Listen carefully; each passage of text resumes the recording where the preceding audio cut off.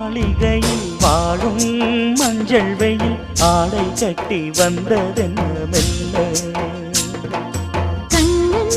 நீதான் என்று நீரா வந்தாள் என்று காதல் கதை ஜாடைகளில் சொல்ல மாலை கண்மயங்கும் வேளை